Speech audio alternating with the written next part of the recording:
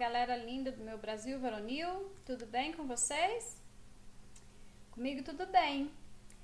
Vamos para a nossa aulinha, dia 24 de março. Hoje nós vamos estar falando sobre um assunto de ciências, na verdade vamos dar continuidade à alimentação, que nós já estamos falando, né? E nós vamos trabalhar um pouquinho também matemática, tá? Matemática nós vamos falar de valor posicional dos números de cada algarismo. Nós vamos falar um pouquinho também de dicas de como resolver situações e problemas, tá? Hoje então nós vamos falar um pouquinho sobre alimentação balanceada. O que é alimentação balanceada? É pegar os alimentos nossos e embalar, balançar? Não, de jeito nenhum, nada disso. A alimentação balanceada nada mais é do que uma alimentação equilibrada, tá? Nós comermos todos os tipos de alimento, de todos os grupos. Lembram que nós vimos o grupinho dos carboidratos, dos lipídios, das gorduras, das vitaminas, dos minerais, né? Então, o importante é que a gente tenha uma alimentação que a gente consiga envolver todos esses grupos. Lógico que as vitaminas, né, os carboidratos, os lipídios, a gente precisa em maior quantidade. Porém, a gordura a gente também precisa no corpo, só que em menor quantidade, para não dar probleminha, né?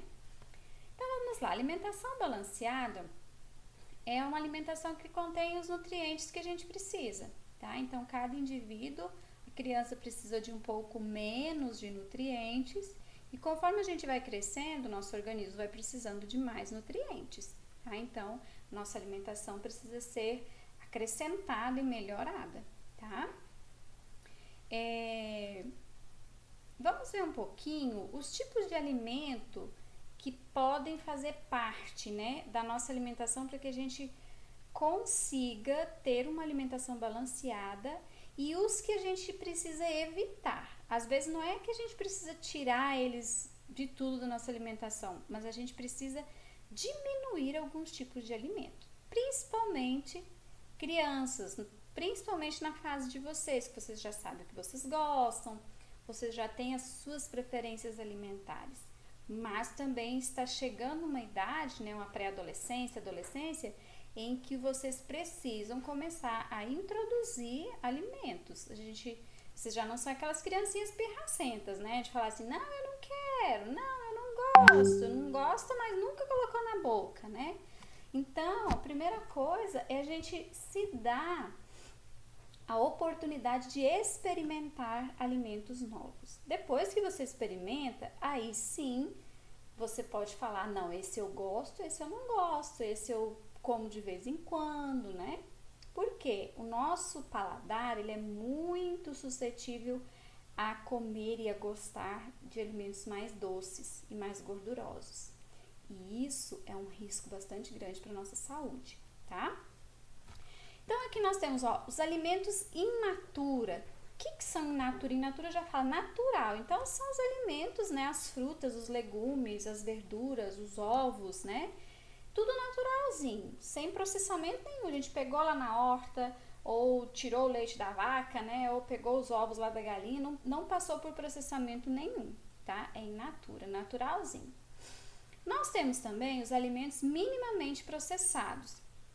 Esses alimentos a gente também precisa ter na nossa alimentação, tá? Então é o que? São aqueles alimentos que passaram por algum tipo de processo, mas eles ainda são muito parecidos com o natural. Então ali, ó, tem moagem, limpeza, secagem, resfriamento ou congelamento. E aí nós temos os exemplos, né?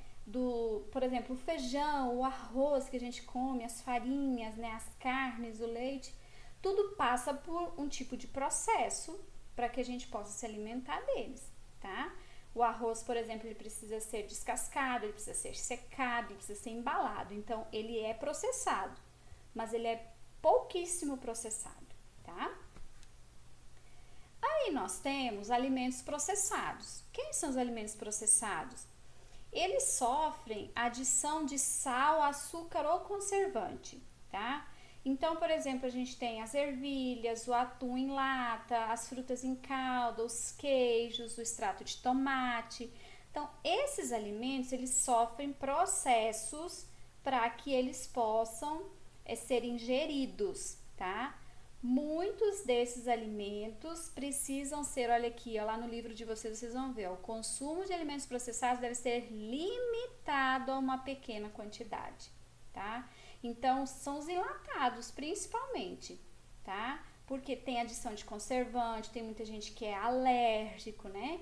Então, esses alimentos a gente precisa comer eles com cuidado. E aí nós temos os ultraprocessados. São alimentos produzidos pela indústria, que dificilmente tem alguma coisa de natural neles, tá? E aí, aqui nós temos como exemplo os biscoitos, sabe? A bolacha recheada, passatempo, que vocês adoram. Os iogurtes, né? Aqueles iogurtes sem ser o iogurte natural. Os refrigerantes, a tal da Coca-Cola. Os sorvetes, a salsicha, né? Do cachorro-quente. Então, assim, eles são altamente processados, tem pouca coisa de natural nele, tem muita coisa industrializada, muita coisa química junto, misturado. E isso, em excesso, traz sérios danos à nossa saúde a longo prazo, principalmente, tá? Eles passam por muitas transformações e são muito pobres em nutrientes, muito pobres. Quase não tem vitaminas, quase não tem nenhum daqueles grupos alimentares que a gente precisa. Por quê? Porque é industrializado, tá? Se nós consumimos em excesso, esses alimentos podem contribuir para a obesidade e para o surgimento de doenças, principalmente doenças cardíacas, tá? Então, nós devemos evitar o máximo. Não pode mais comer, professor? Pode, mas a gente precisa ficar ligado, tá? Fique ligado. Esses alimentos que todo mundo adora, eu também adoro, não, adorar só a Deus, né? Mas que todo mundo gosta, que todo mundo ama, que todo mundo gosta muito, a gente pode comer, mas não em excesso, tá? Vamos reduzir, né? Essas quantidades, certo? E aí vocês têm as atividades para vocês fazerem, tá? Bem tranquilas. Você costuma prestar atenção aos alimentos que incluem nas refeições? Você vai colocar se sim ou não, você come automático. O que tiver, você come. Quais são as características que levam você a escolher os seus alimentos? O que desses três você considera para escolher os alimentos que você come?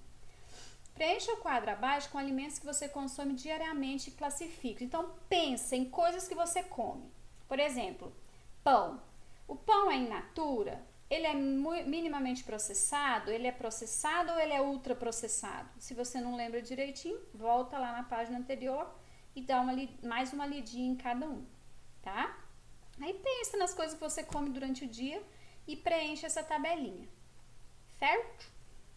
Número 5, vocês vão observar esses 3 pratos e responder qual das refeições é considerada mais saudável e por quê. Quais refeições apresentam alimentos ultraprocessados? Por que não é bom consumir esse tipo de alimento? Vamos prestar atenção nessa letra C, tá? Esse copinho de suco a gente não sabe se ele é natural ou é de caixinha, né? E o de caixinha é extremamente processado, tá? Tem alguns sucos de caixinha que chegam a ser mais processados e fazer mais mal do que os próprios refrigerantes, tá? Então, vamos observar e responder. Mudando de saco para mala, como diz, né? Vamos agora à aulinha de matemática. Bom, primeiro nós vamos observar o quê? Classes e ordens. Lembram, pessoal? Classes vocês já estudaram em ordens também. Porém, aqui eu trouxe uma tabela ampliada, tá?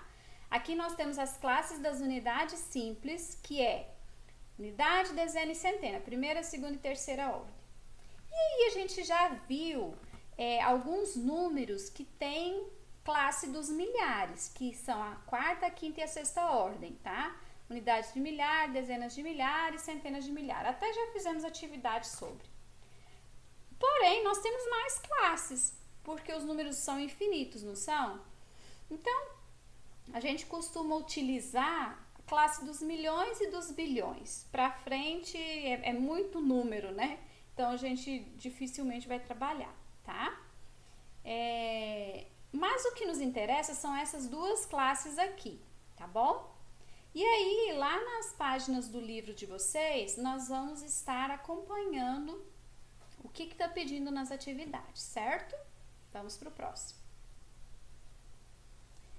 Bom, na página 16 do livro, nós temos a seguinte situação. Nós temos essa moça, nós temos aqui uma TV em promoção de R$ 1.240, tá? Então, quantos reais Fernanda possui? Vocês vão contar aqui quantos reais ela tem, notas de 100 e notas de R$1. E qual o valor da televisão, tá? Então, vocês vão colocar os valores. Observe o valor de cada algarismo do número que expressa a quantia que Fernanda possui e do número que expressa o preço da televisão. Então, observe.